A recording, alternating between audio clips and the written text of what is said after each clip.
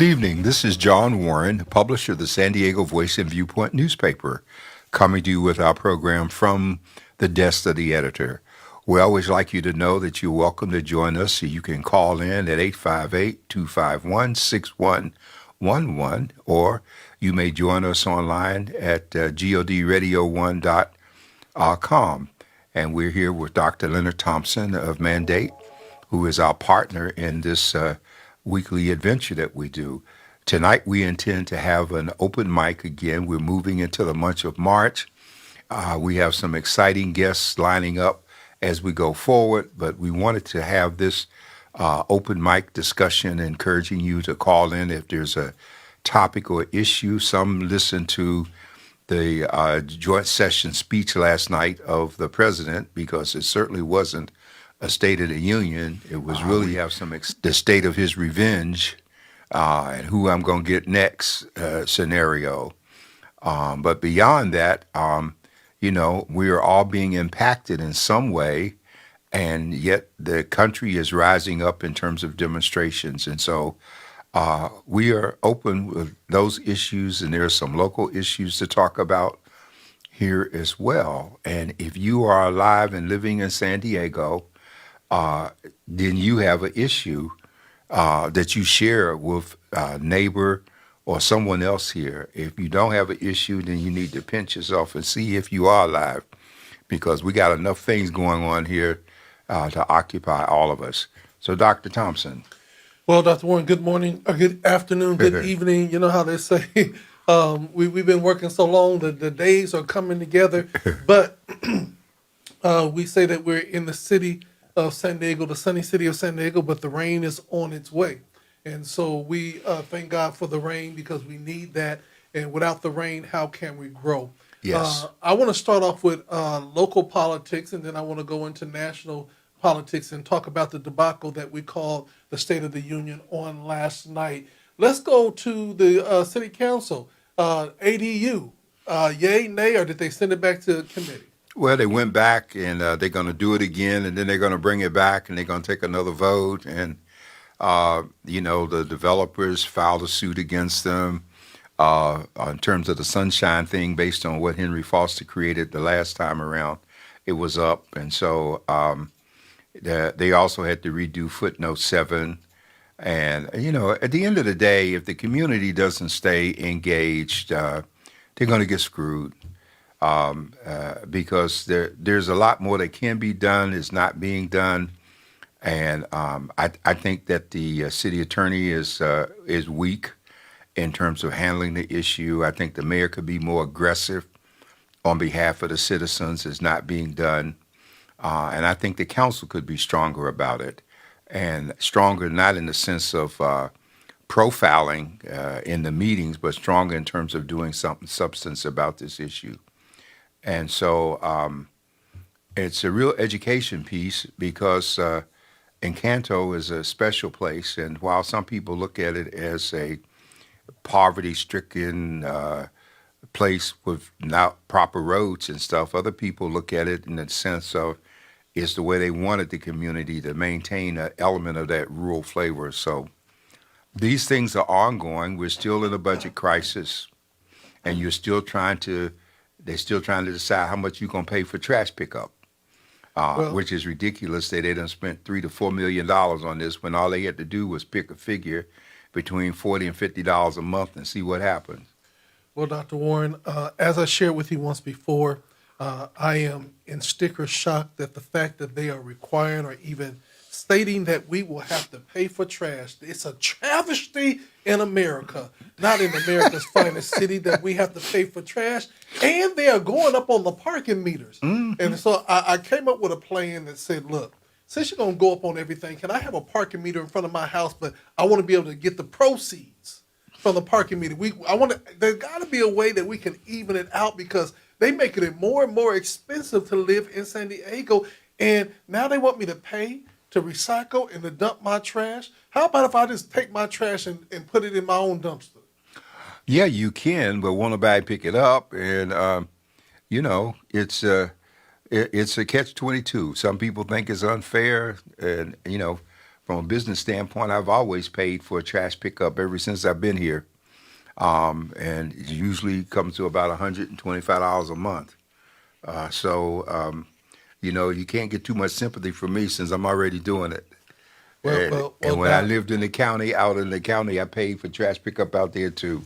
I will say those people that live in the rural areas and the mansions and the big palatial estates, I would understand that the garbage collectors don't want to come that far out unless they're getting paid. But I live right by downtown. They can come in, come out real quick, right by the freeway.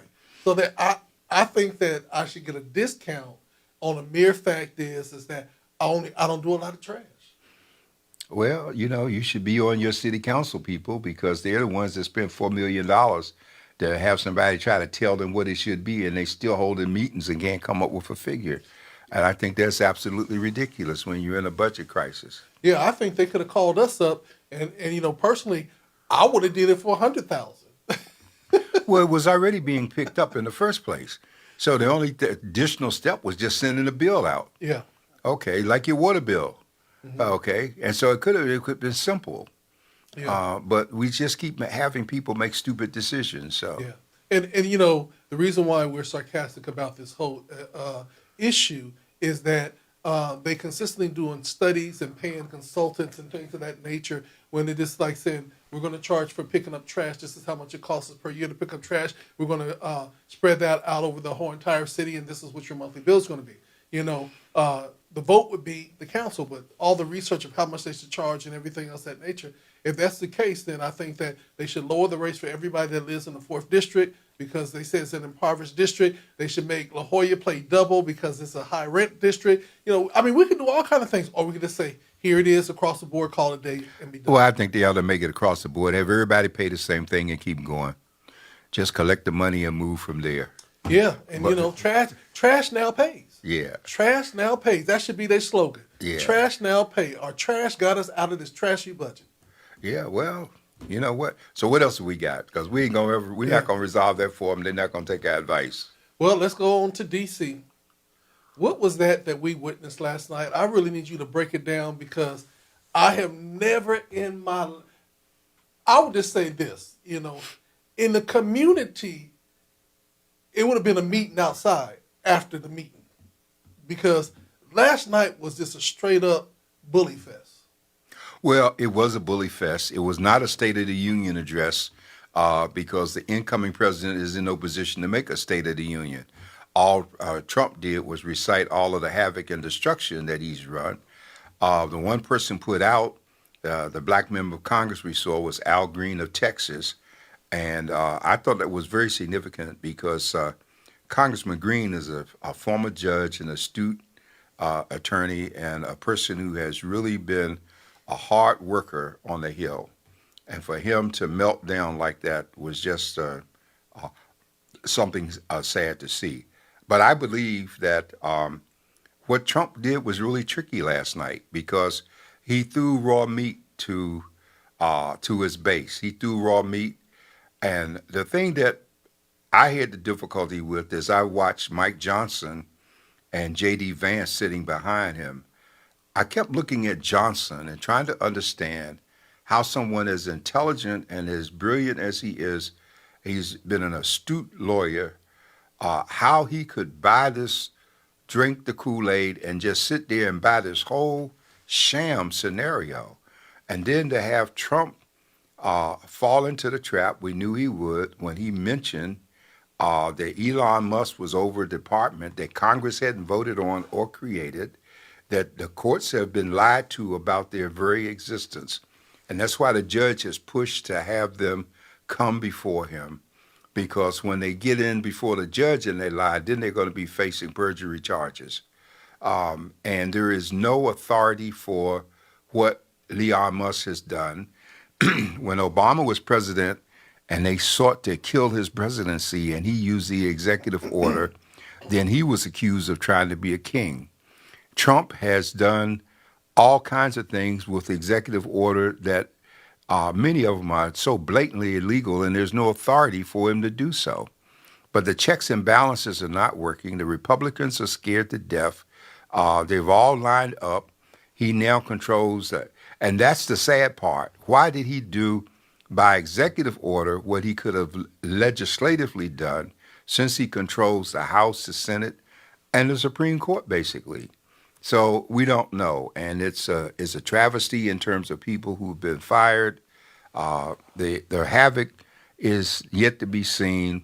The budget that was passed, cutting all the money out of the federal government for Medicaid, and pushing the responsibility back to the state, is reminiscent of what Rutherford B. Hayes did following the Civil War, when he told the South that you do whatever you want in terms of the race issue, and we're not going to bother you. And so we got Jim Crow instituted. Then we saw Ronald Reagan come along and give us states' rights, which was a code word for the same thing, push authority back to the states, and the states could determine. So as a result of that, we see places like Mississippi. There are a number of states that don't have affordable care. People are in need. They're going to suffer more. There are people who are dying as a result of the cutback in our foreign aid programs. And he recited some things that make it look ridiculous last night in terms of what he was doing. So I just think that the protest has to continue. I believe that the members of Congress have to continue to be brought before their constituents. And if enough pressure, one of the groups that I like that's been created deals with recruiting people to run for public office. And they help people. If you decide in a state what you want to run for, then they help you determine, do the paperwork, get established to do it, and get about the business, because that's how we defeat this. We replace those folks who are Trumpers with people who will not drink the Kool-Aid, and we retake control of government. And so I think this is the challenge that's before us. Well, there were several things that he talked about. I want to highlight one thing that really caught my attention, and I got more to talk about. But what is your thoughts about the gold card citizenship? Well, the gold card citizenship is replicating what Vancouver already does. Vancouver, British Columbia, has had a posture for a long time that if you come to them with X amounts of dollars, they will grant you citizenship, and you in turn will not only bring that money, but you will also be about the business of employment and feeding the economy. I don't think America should move to the point of making citizenship for sale. But with Trump, everything is for sale. And I think that it's a mistake. And I don't believe that he can do that through executive order, because citizenship is granted by the Constitution and the provisions there. And he has been ignoring the Constitution. I believe he's going to ignore the courts. That's why he got rid of the inspector generals. That's why he took over the Department of Justice. That's why he put his people in all these key positions in the military that would be responsible for enforcing the laws of the land against him. He has removed these folks and put his people in place. And I believe he plans to just short of calling himself king, I can't see him giving up office in 4 years. I think he, as far as he's concerned, he told people that once they voted this time, they never have to vote again. Yeah. And so another thing that I noticed was him declaring that they were going to take back, or they're taking back the Panama Canal. How likely is that, and is that possible without a fight? Well, that's a very interesting legal issue, because we did build the canal, and while he was reciting how many people died in the construction, it was interesting to me because I was remembering the historical facts of how so many of the workers who built the canal were from the Caribbean. They were from the islands, and they had two standards of pay, and they paid the white workers in gold, I believe, or silver, and they paid the black workers in a different currency. They didn't pay them the equal amount of money. There was differences in terms of housing. They had different stores and stuff in terms of where they shopped and how they were treated. So it was just downright racism. It was apartheid in terms of it. and a lot of black folks died building that canal, and they were mistreated through every step of it. So I can't, we just can't drink the Kool-Aid because he mentioned we built it like it was all white folks that did it and that was it. No, no, no. The racism was alive and well in terms of the people, and people came from the islands because employment has always been an issue, and it was a job fest. It was an opportunity for a tremendous amount of employment, and it took a while to do it. So I just think we have to keep this in mind. What do you think about his other policy entitled "Drill Baby Drill"?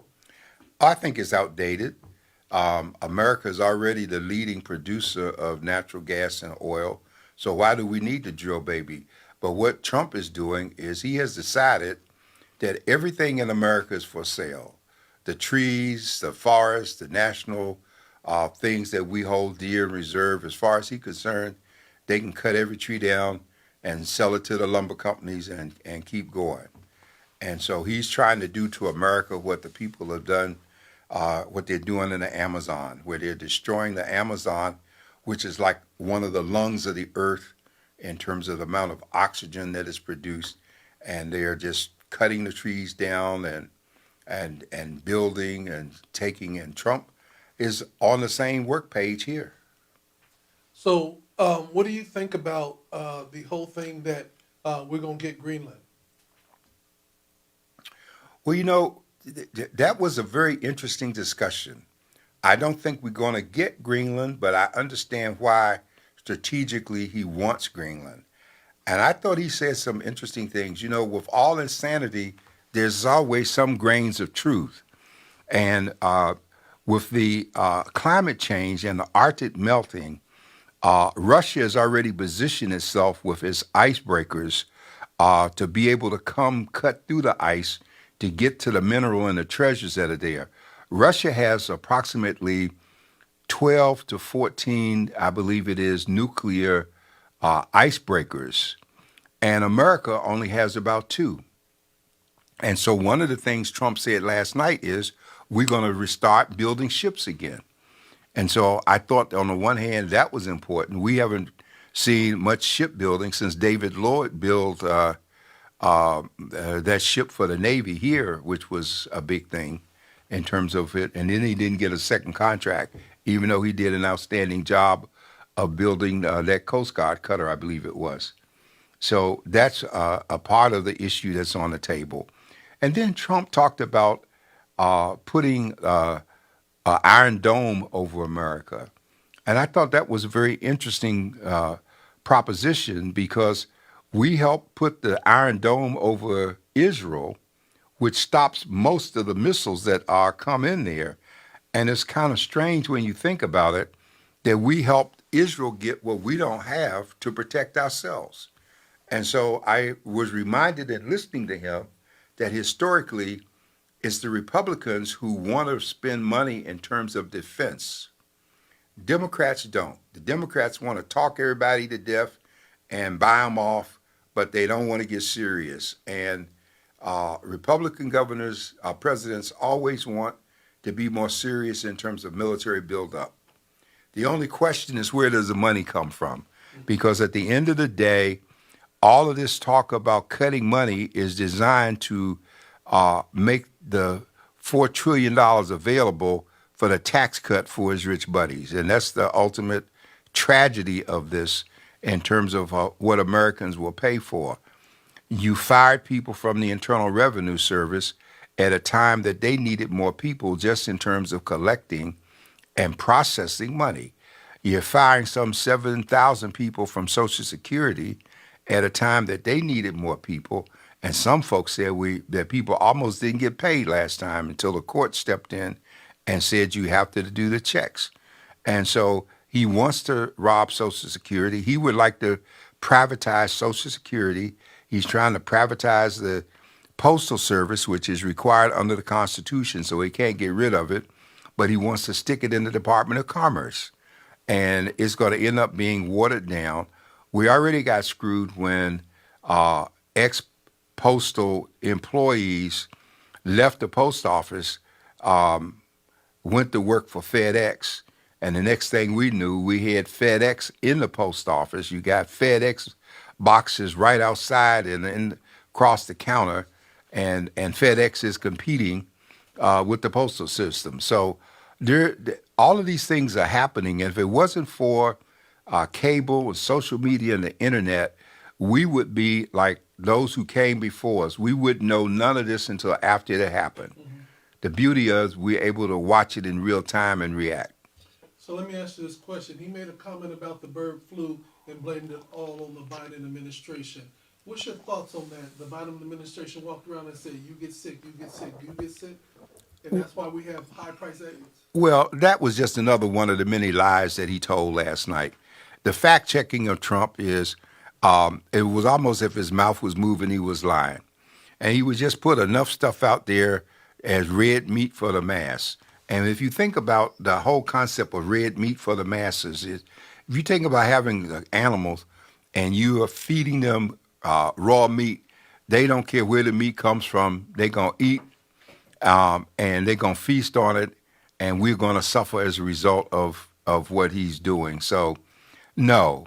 It's that's just more lies. All right. So, several things that were said. One of the things that greatly concerned me is he talked about getting rid of DEI and everything else of that nature. But didn't he do a DEI moment where he had the young man stand up who wanted to go to West Point and said, "Oh, you're in"? Now, how fair was that? That was Well, why would you think DEI? He wasn't black, was he? no. But the problem is that they want to stop all what they call favoritism and systems that are not based on merit and everything else. No, they And didn't so say they wanted to stop all of it. They just said they want to stop diversity, equity, and inclusion. it said everything's going to be about merit.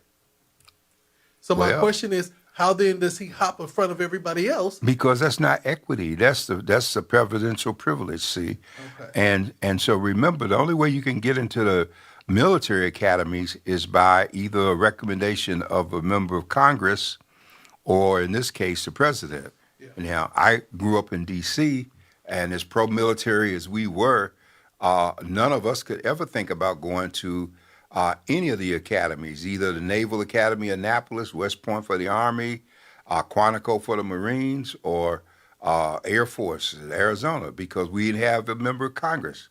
We didn't have anyone to nominate us.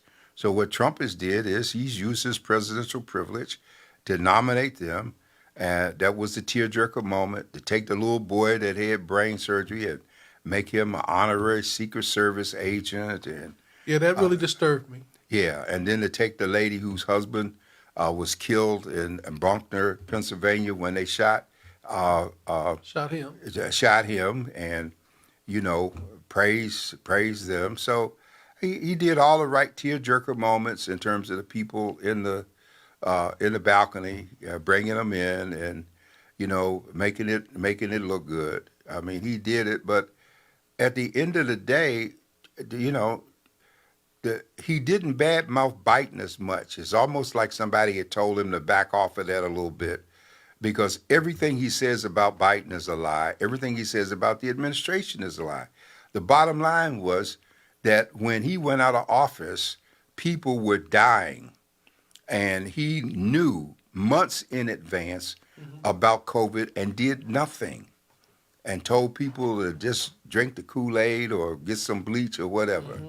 It was Biden that worked with his administration to not only get the shots out to people, to get the checks to folks that we had during the pandemic, that people were able to still function, all of the things to undo what Trump had messed up. Because before, when Obama left office, he had left a system in place to handle the kind of plague that COVID-19 represented.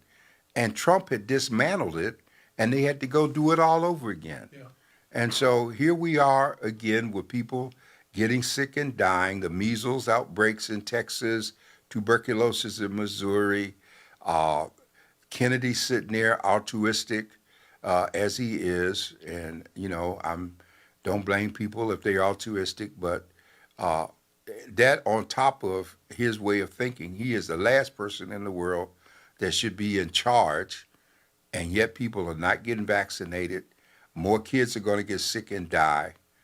And now they're pulling down information from the websites to lie to people about actually what's taking place. The further move in terms of a dictatorship was taking over the White House press corps, eliminating people. Our own member of the press corps, April Ryan, who's been a White House press correspondent for over 28 years, was told to sit down and shut up in a meeting, and while a white boy got up to be recognized. So it's all the way live and it's happening, and we can either fuss about it or we can strategize what our next moves are going to be. Yeah, one of the things that I paid attention to last night was really just some of the things he said could be agreeable, but it's not what he said, but it's how he said it. I think that, the Democrats had made up in their mind that they were not going to stand and clap. But to continue to taunt them and be disrespectful is very unpresidential. And I want to say, just for the record, that for our vice president, I have a stylist that can help him out, but I don't know why they keep on putting that boy in too tight suits. He is no longer the hillbilly that he used to be. Yes, he is. Get some suits that fit, brother. No, he's still a hillbilly. Well, It's like his wife Charlie need to help Tuna, him. the suit don't change the man. He's a hillbilly in the White House. Well, I And tell he's you, just glad to be there, and he's sitting there waiting for the next time the master says clap. yeah, because that suit that he had on last night looked like he had been wearing it for the fourth day in a row. And you know it looked what? Horrible. And the more power to him. I hope he continues to show lack of taste in the whole thing, because we can't afford to focus on him. We can't afford to focus on the symptoms that he and Trump represent when they are extensions of the disease that's plaguing America. And the disease plaguing America, in addition to greed, is one of racism over democracy. And we don't want to call it what it is, but it is exactly what it is. No, it's unfortunate that the people had to boo, but he was just as wrong to stand there and to insult and crack jokes about the Democrats from the standpoint of look at you as helpless, there's nothing you can do, and all of that kind of stuff, And we know in America everything comes full cycle. Yeah. It's going to come to an end, and it's a question of how is it going to fall when it ends. Okay, because Elon Musk, though he might think so, I don't believe that the people on the Supreme Court are going to roll over 100%. I believe that Trump is doing so much that's against the Constitution that there still have to be some people with an element of consciousness and moral commitment that will kick in at some point. And I think it's going to happen. I don't want to believe that we reached the point that we just kind of given up. Yeah. Well, at the end of the day, we have to be able to say, in the midst of some of the good, there's a whole bunch of bad. And I really believe that it has never been the nature of us as Americans is to be straight up bullies. Now, we might have been cunning. We might have made some backdoor deals, but just to straight up, it's like somebody said, well, I'd rather know that you're a racist than to guess if you're a racist. But what really disturbed me out of all that stuff, and I'm pro supporter of law enforcement, but it looked like last night he gave them an open ticket to do whatever they wanted to do, and if there's any retaliation, the person will go to get the death penalty. Well, and see, there's another example. First of all, he does not have the authority by executive order to do what he said. In every state, murder is a state issue. And that's why whenever the federal government has stepped in after someone has been lynched or murdered, they have come from the standpoint of bringing charges against those folks for violation of the civil rights of the people who were the victims. Because there is no federal law against murder. And so this is another example of trying to throw some red meat to the base and make people feel that it's okay. What it does, unfortunately, it encourages cops to feel that they can get away with doing more in terms of killing folks, like you're saying, and that possibly will happen because we've seen people get off. We saw the white boy get off who murdered the black man on the subway with a stranglehold. Would he end up getting invited to the White House after a white jury let him go? Well, if we're going to be mad about the white jury, let's remember, folks, we have a chance to be on juries and we turn them down. And why? Because economically, the juries are structured in terms of their per diem so that poor people can't afford to serve. And all of this is by design. Even in San Diego, the amount of money you get for serving on a jury in a day, you probably couldn't get 2 sandwiches downtown. But again, and you don't know how long you're going to be, and they used to let you off based on your job. Now they don't want to hear it. They bring you in there, and there's no excuse that you can. I'm amazed that in this place, they even have uh, uh, uh, city attorneys, district attorneys. They allow those people to serve on juries. Where I come from in D.C., you could not serve on a jury if you were a lawyer or you were in any of those judicial positions because the idea was you did not represent the peer group of the people and that you would muck up the whole process just in terms of who you were. Yeah. So a lot of things to be unpacked from last night's State of the Union or the State of the Depression of the Union. My last comment is, how legal is it for him to be involved with cryptocurrency and offering something from the United States? Well, that's a very important issue too, Dr. Thompson, because the official currency of the U.S., in terms of the Treasury Department being responsible over our currency, is what it is, and there's no room to put a substitute. And so what he's done is wrong in so many ways because, first of all, he has bought into cryptocurrency. He's done his own coin. He's promoted himself in terms of making money. That's a violation of the emolument clause in the Constitution. And when he was first elected, he had a great big press conference and he brought all his family in and his lawyers, and he went through the motion of divesting himself from the 500 and some companies that he owns and run around the world. This time, he ain't bothered to do none of that. He's just, let's make money. He wants to turn the Gaza Strip into a tourist site, if you will. He wants the mineral from the Ukraine. He wants to put tourism in Greenland.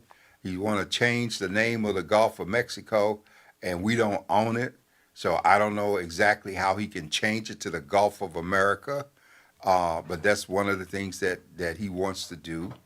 I can see that the Greenland issue it's interesting that he's in bed with Putin, and at the same time he's talking about our defense and being concerned that we are apparently vulnerable in that region. So it's kind of an interesting catch-22. I don't know if he got permission from Putin to kind of suggest that he's speaking out against him or not. Yeah. We don't know. Well, they say politics makes very, very strange bedfellows, and I tell you, his bed is packed with a whole bunch of strange folks. And to our guy, Scott, he was one of them that looked up there just as lacking it all up. After the man just told you were incompetent and incapable of leadership, you're still there cheering him on. Oh, Tim Scott? Yeah. Oh, well, Tim Scott, the senator from South Carolina, you can't call Tim Uncle Tom because you give Uncle Tom a bad name. Uncle Tom was a man who played a role to get what he wanted to get done, but he really wasn't at his heart the kind of person that we attach that label to today. And so I think we ought to be very mindful of that in terms of going forward. We had some other things happen, making English the official language. There are people on both sides of the aisle that are going to subscribe to and buy into that. The difference is the Democratic ones, they're not going to say anything, but they're going to agree with the idea because if you go to any country, you go to Mexico and try to demand that they give you traffic signs and stuff in English and see what happens. It's not going to happen. Well, my question is, when did English stop being our official language? Well, I'm going to tell you when it stopped. It stopped about 50 years ago when out of Texas, we began to have an upheaval over the fact that the kids of Mexican descent were having difficulty in class because they didn't speak English and they were being penalized by not being able to keep up. And California was one of the first states to move in the direction of doing something about it because at the time we had a man by the name of Wilson Riles who was the first black superintendent of public instruction in California. And I remember then we started putting things in Spanish and we started putting out money for ELS, English as a second language. I was a school board member in DC when some of the pro uh, uh, Latin America voices, for want of a better term, attacked the school board from the standpoint that they wanted them to take money from Head Start and put it into English as a second language for folks that had come here. And I came under great fire because there was a very big public hearing that the school board held, at which I told the people that nobody sent for them. They could go back where they came from because we were not going to take money from people who were born here and who had citizenship and were entitled to those dollars to give to them to help them learn another language.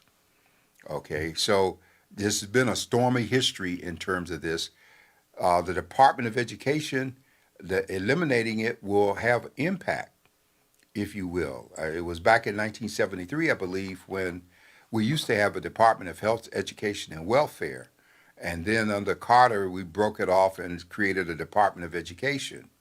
But what is now Health and Human Services was really combined with education in those days and had been for a very long time. So a lot of us don't know the history of things, and we're hearing about stuff, and we don't know what happened or how it came about. And that's the plan. That's the plan with the book burning and the banning and the woke and all that stupid stuff that's taking place and telling you We will can't not talk be about. woke no more. Yeah, you can't talk about color and it's just one of those things. Well, let's get out of the White House and the mess up there, because if you hang around stuff, you start thinking yourself. So we're gonna get out of there. Let's come back to San Diego. What is happening in San Diego? A lot of things have been going on. Well, we have a number of things taking place. Number one, educationally, people are concerned all over the country and here too, because they've had directives telling them how they have to cancel any programs that are DEI. And so I know the Housing Commission, for instance, the San Diego Housing Commission had a person that was in a position related to the concept, and they changed the title of the position and the job description, which allowed them to keep the person, but strategically they can still do some of the things. So people are trying to take creative approaches because of the threat to take federal funds from them. And I believe that we need to not lose sight. Let's remember that we have the capacity to put libraries in our churches. We have the capacity to put retired educators in teaching our children. We have the capacity to control the $2 trillion that we spend. And we saw some hint of this last Friday when we had the SBC, the selective buying campaign against Target. And initial report says that Target lost some, I think it was $27 billion in one day. Their stock dropped. And so shareholders are suing over the programs. And the whole idea is to keep this momentum going of selective buying, not spending money with people who have subscribed to canceling any DEI or affirmative action efforts, because Trump went beyond DEI to affirmative action, and affirmative action going all the way back to when we first started looking at how did we get federal grants to small business people. And it's really unfortunate because under the Small Business Act, we have some language in there describing people as minority or disadvantaged. And I've always resented the idea that you were telling me that I have to say that I'm less than what I am in order to participate in programs that were designed to be put out to the public and for the best person to win. And so, how did they undermine that? They undermined it by uh, all government contracts normally require bonds. And what happened was small businesses could apply, but they never could get the money for the bonds to go with the size contracts that were there. And so the government was forced to break the contracts down into smaller amounts. San Diego Unified did this very well at one point about 20 years ago, and they had job fair day when Bertha Pendleton was superintendent, our black superintendent, where people were able to come in and get contracts in one day and walk out with small business contracts because of the amounts of money were made small enough for that to happen. So we need to go back and do our homework, and we can't do that between commercials. We can't do that between partying and not paying serious attention to things that are going on. So that makes a major difference. Okay. So hopefully we will see how that works. All right. So as we look forward to what's happening, where he's in his first 100 days, he's only been there 6 weeks, and all this is going on. Moving forward, let's just talk about the tariffs and how do you see the tariffs either helping or hurting? Me personally, I love me some avocado toast, and I'm going back to the barter and trade system. I actually have a friend that have an avocado tree and an orange tree. So I haven't bought avocados from Mexico or nowhere else for almost a year. Yeah. So, I'm not going to be affected by the tariffs, but, everybody's worried about it. But I'm like saying, but if we decide to buy other ways or do other things, certain things ain't going to affect us. Well, they should be worried. And we know that yesterday the stock market had a phenomenal plunge. Everybody in America, even kids in school, understand that the tariffs that are being put on these three countries in particular, Mexico, China, and Canada, that these tariffs are going to result in people passing the cost on to their consumers. So we're going to be the ones that end up paying. And so at the same time that Trump and them are campaigning about food and gas prices going down, gas prices are going up. Yes. Okay. I just Food paid. prices too. Yeah, I just paid $5.19 today per gallon to fill up my car. It cost me $140. And just to do a fill up. So it's not going down, and bird flu is having such an impact on eggs that I was in a restaurant which I won't name, and this morning, and they had a note on the door that said there's now a 50-cent surcharge per egg if you get eggs with it. So if people are used to having bacon and eggs for breakfast, and you get 3 eggs, then it's going to cost you $1.50 more for the same meal. Okay? So all of these things represent increases in prices, but they're also historically significant because we have always come close to crisis following Republican administrations, because the Republican mantra is give it all back as fast as you can, kill regulation, deregulate, and just throw the money back to the states. Their whole reason for being in business is that. And this is not a new concept. When we were getting the Constitution ratified, this is the reason that we had a battle going between Thomas Jefferson and Alexander Hamilton. Because if we read the Federalist Papers, Hamilton was the one that was for the government in terms of people, and Jefferson, even though he wrote the Declaration and he was brilliant, but they were still about business first. And so now we have an opportunity with the $2 trillion we spend. We don't need to be making a whole bunch of speeches. All we need to do, stay out of McDonald's, stay out of Target, stay out of Walmart, okay? Costco, we're talking each week about buying some from Costco. But if Costco doesn't come up with a plan that includes spending some money with our communities as a give back plan, and we're talking about that among our black papers in this country, because if people don't support our papers and you're supporting them, just think about what happens when we have Black Friday. Black Friday, I doubt if there's a black newspaper that gets an ad. And all of those inserts and things that are done, they go everywhere else because from their standpoint, see, Black Friday is not about the color black. Black Friday is about the difference between black representing surplus and profit and red representing a loss.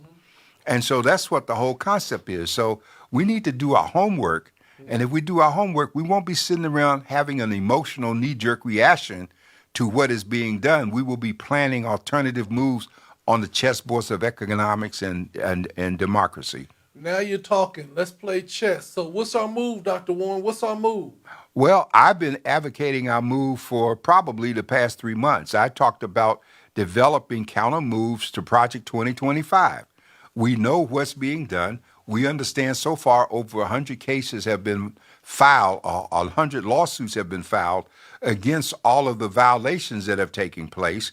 Those things are going to move slowly through the court system, but we need to keep on filing.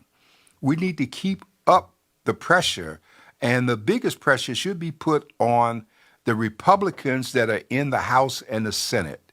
There ought to be a campaign organized in every district to find a person to run against every Republican and put the money there to change. See, the masses deserve, in effect, what you're getting because it's always been predicted that the masses have about as much attention span as when you put your finger in a Coke bottle and shake it and let it fizzle and take your finger out and the fizzle disappears.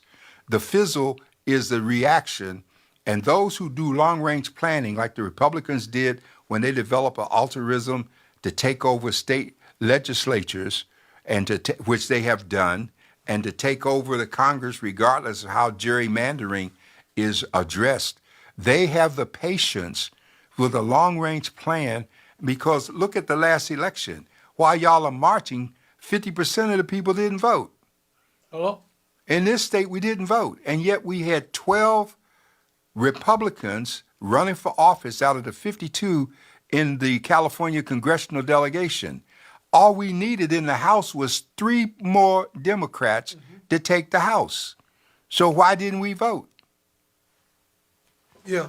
And you know, with being said, did you hear anything about the Roland Martin counter address last night? A lot of people were tuned into that. No, I didn't. And you know, I salute Roland and Joy Reid. They're all doing these long 24-hour marathons, and people are getting on, venting about what's going on and making speeches, and we love to make speeches and we love to talk. But what is being done? You know, what we saw when Kamala Harris was given the baton to run for president, we saw people raise, in a 90-day period, $1 billion to support a candidacy. And she did her best in terms of it. She wasn't betrayed by the people who were supporting her. She was betrayed, in effect, by really the women of white America who understood that they needed to do what they were doing because their fear of a democratic move was greater than their desire to have the additional freedom. And so this is very real. Okay, we have right now, how many people participated in the selective buying campaign last week? You know, I still saw lines at McDonald's and KFC and Popeyes. Okay. Well, I want you to know I participated in it. And when people say, I'm getting ready to go, I said, don't you do it. Don't you do it. You know, we got selective buying campaign. We're not going to do it. And we're going to hold strong. But that was just one day. Well, see, the problem for many black people, and I always say this, is many black people confuse discipline with oppression. Mm-hmm. And so because we were oppressed, anything that says we got to control what we do, we resent. We are not into long range or deferred gratification. But the enemy is into deferred gratification. They can wait. Okay? And that's why fast food locations are in our neighborhoods and the demographics, because when we get hungry, we're going to run and eat. We're not going to plan. If you move out in the rural areas of the county, I remember when I first moved outside of the city limit, you don't go to the store every day. Yeah. You go to the store when you need to, and you buy what you need, and you make sure you got enough, because it's going to take a while to get back there again. So you plan what you're doing. We're so used to responding to our impulses that we don't use the discipline. And this is important, Dr. Thompson. Today is the first day of Lent. Last Friday was the first day of Ramadan. How many of us can even make the effort to just have one meal a day during this time? Or to do as with Ramadan, have a meal before sunrise and a meal after sunset, and not spend in between. If we could give up smoking in between and alcohol, that'd be major steps toward health restoration and recovery. And, all you have to do is read Isaiah, the 58th chapter, which talks about fasting. And starting down at verse 6, God says, is this a fast that I call for? And he tells you through those next 4 or 5 verses what will happen if you make that decision. So yesterday was Fat Tuesday, the end of Mardi Gras. And now everybody's drying out. I saw people today with the ashes on their forehead. I guess some of them did drive through to get the ashes.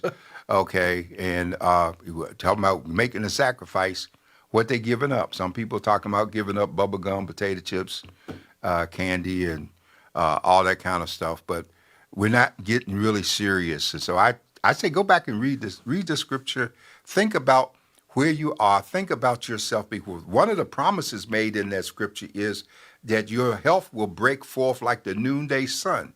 You'll be reinvigorated. Shackles and chains and bondages will fall from you, and you'll be set free. And there's nothing like getting free from bad habits. I agree. Sermon for the day over. So much is going on. It says now the pastors are addressing their churches over the pulpit about shopping at Target on Wednesday, providing a list of over 350,000 black-owned businesses across America, the U.S. that we should shop at for 100 days from March to April. What's your thoughts? My thoughts is that you need to drop this idea of a particular day. You need to decide that you're going to do selective buying as long as these people maintain their position. I'm going to tell you what I say every week. There are 3 things that corporate America is afraid of: lost profits, bad publicity, and votes cast against their interests. And we have the capacity to implement all 3 elements against them by just stopping and thinking about how we spend our money and what we do. And we need to come together. Birmingham didn't happen because people just stopped for a day. They made it last. They gave up, they lost their jobs, they lost stuff, and yet people came together. The undertakers used their limos to help get people to work. Some might have rode in hearses to get to the job, if they still had jobs, but they didn't quit. And so here we are today. We got more money, more cars, more credit cards, more everything than we ever had before. And we are so undisciplined. We're so undisciplined. And it is the lack of discipline that is going to destroy us, not people coming against us. Our forefathers achieved in spite of. They built black schools in spite of. They excelled in sports in spite of. They marched and went to jail in terms of lunch counter sets in spite of the penalties that were against the things. So when are we going to return to being able to make a personal sacrifice for something other than what benefits us immediately and the hell with everybody else? Yeah. And that is the thing. How committed are we for change? How committed are we when we say that we're sick and tired of being sick and tired? Well, what are we going to do? Well, we're not sick and tired of being sick and tired, because if we were, we'd do something, okay? But human nature is predictable, and people only respond when they find themselves in a real serious crisis. I often remember, I think it was Frantz Fanon in Wretched of the Earth that made the observation, I'm told, that you can put your foot on a person's head And as long as their face is turned sideways and they can breathe, you can press down, they won't struggle. But if you turn their face so their nose is to the ground, put the foot on the back of the head, now you got to struggle to live or you die. And it's unfortunate that most of us, it takes the struggle to live scenario for us to resist the oppression. And Marcus Garvey understood this when he talked about the sleeping giant awakening in terms of what we had the capacity to get done. Well, let's circle back around to San Diego and the San Diego Voice and Viewpoint. New edition is coming out tomorrow morning. Tomorrow morning. All right. What's the hot topic? Well, as far as we're concerned, the whole paper is a hot topic. And not only is the paper coming out, but there are elements that are going to be online that are not in the paper. Okay. And so we're encouraging you to go online. One of the things I would encourage people to catch online is the interview that I did with KPPS for Black History, which really talks, is about 15 minutes, and it really talks about a whole bunch of things that we need to connect with, and not just during the month of February. And so from our standpoint, Black History is ongoing. Last week we dealt with Black judges. We're not through bringing up history. We need to know who the people are on the bench. We need to know who the lawyers are. We need to know who the people are in positions doing things. And we need to make the advocacy point that we're not just, people are not just getting jobs because they're Black. They're getting jobs because they're qualified, okay? And that's very important. And so when we got our new chief administrative officer for the county, she got the job because she was qualified. And she was already the deputy over finance for the county. It wasn't just because she was Black. And so this is important that we start acknowledging who we are and that we are qualified, and not buying the drinking the Kool-Aid that suggests every one of us is in a position is because somebody gave us a break. Yeah, and one of the things I say, it's very hard, when you say that and you own the company or you work for yourself, these are the options, you know what I'm saying? If you feel like you can't work in corporate America because they don't know how to do certain things, then build your own corporate America and move forward. But the bottom line is that small businesses are employing the majority of Americans, and Black Americans own a lot of small businesses. Well, we do. And I believe that if you're in business as we are, we have a very diverse staff across the board. We hire people based on their abilities and the job. I often tell my folks, I hire a Martian if he got a green card and can do the job. Doesn't matter where he came from. And but that's just a few of us that think that way. Okay, but I think we have tremendous opportunities, and I think with this scenario, we don't look at the glass as half empty. We look at the glass as half full, and so it's up to us to make the adjustments and fill the rest of it up. Well, Dr. Warren, we have come to the end of our show today. We want to keep on encouraging people to tune in, to write to the desk of the editor, write to the Voice and Viewpoint, and share your thoughts, concerns, so that we can hear how we can serve you better. Dr. Warren, we have a guest coming up very, very soon. We're not going to make the official announcement, but several guests that are going to be coming on. So we want you to stay tuned and continue to pray for us as we pray for you. Final words, Dr. Warren. Let's all be woke. Let's be awake. Let's return to being a people of prayer. Open your Bible if you get a chance and read 2 Chronicles 7:14. And let that be a launching point for you in terms of the scriptures. And if you feel unworthy, then circle around and read Psalms 51. And until then, keep God in your life and everything will be all right. Have a blessed evening.